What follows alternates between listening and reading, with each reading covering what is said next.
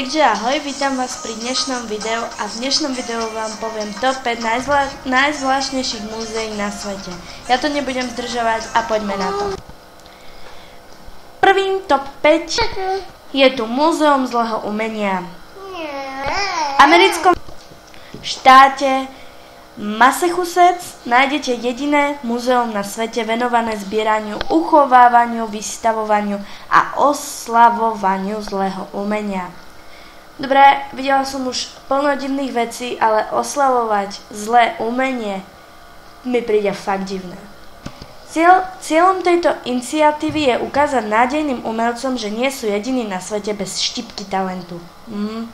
Super. Tento obraz, čo vidíte na obrázku, sa volá Alien. Nepríde mi ako škaredý obraz, ale ani neviem, prečo sa nachádza v obrazoch zlého umenia. Ale dobrý nápad. Posledná zaujímavosť k tomuto múzeu je, že diela v múzeu sú natoľko vzácne, že tam pred pár rokmi došlo ku krádeži. Za informácie vedúce k vypatreniu obrazu Alien bola vypísaná odmena v zavrátenej výške $6500. Čo si myslím, že za takýto obraz, ktorý vidíte teraz na obrázku, je podľa mňa hrozne veľa peňazí. Druhým múzeum je múzeum toaliet. Možno ste netušili, že na svete existuje združenie SULAB International, ktoré zasvetilo svoju existenciu histórii kanalizácie a záchodom a tak vytvorilo múzeum v Novom Dílii. Nájdete tu exponáty z 50 krajín sveta, medzi ktorými vynikajú zlaté a strieborné nočníky, používané rímskymi cisármi. Repliku toalety Ľudovita IV., toaletu prezlečenú za policu na knihy, či najstaršie toaletné zariadenie z obdobia 3000 rokov pred našim letopočtom. Toto zvláštne múzeum chce poukázať na nehygienické podmienky tretiech sveta, ktoré nemožno len tak spláchnuť. Bohužiaľ k tomuto múzeu som nenašla žiadne obrázky, tak si budete musieť postačiť len s nadpisom. Ďalej tretí top 5 je Múzeum smrti. Lekárske múzeum, ktoré je cenným zdrojom poznatkov hlavne pre lekárov a študentov medicíny. Je prezývané aj Múzeum smrti, kde som o ňom počula prvýkrát.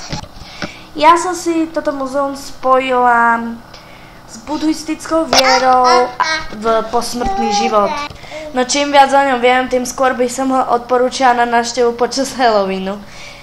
Nájdete tam zrúdičky v zatvorkách ako mozog po mŕtvici, oddelené končatiny alebo lebku perfovanú guľkami, ktorá demonštruje, akú škodu vo vašej hlave napácha strelné zranenie.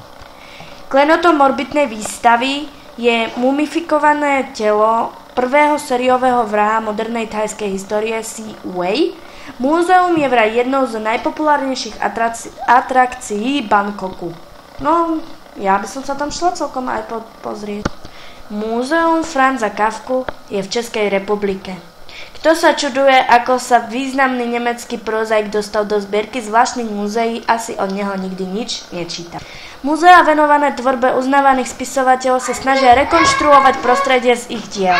Nielen nudné vystavovať exponáty, napríklad viktoriánske obdobie z tvorby Charlesa Dickensa. Škoda len, že hlavnými témami Kafkovej tvorby bola paranoja, des a psychologický teror. Jeho príbehy preto znova ožívajú v miestnostiach pripomínajúci stredovekú mučiareň. Čiže v tomto múzei nájdete nejakú mučiareň. Nič iné ako tento obrázok som k tej Českej republike, k tomu múzeu, čo som teraz dočítala a nenašla, tak dúfam, že vám postačí tento. Ďalej je tu Kryptozoologické múzeum. Toto múzeum sa nachádza v USA. Kryptozoológia je veda, ktorá sa zaoberá štúdiom mytických zvierat a kreatúr, ktorých existencia zatiaľ nebola potvrdená, ako napríklad yeti alebo lochneská príšera.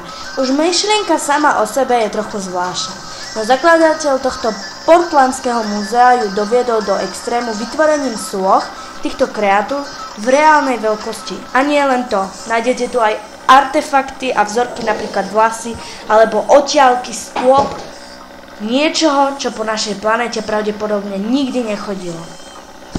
No, ale nechajme Colemana existovať v jeho svete, ktorého vytvorenie muselo stáť obrovskú dávku fantázie a halucinogénov. Predsa len toto múzeum je jediným miestom, kde uvidíte na vlastné oči 2,5-metrového Bigfoota. Ja vám ďakujem za zhliadnutie tohto videa. Ak sa vám páčilo, môžete ma podporiť lajkom a odberom. Ja sa s vami lúčim a ahoj.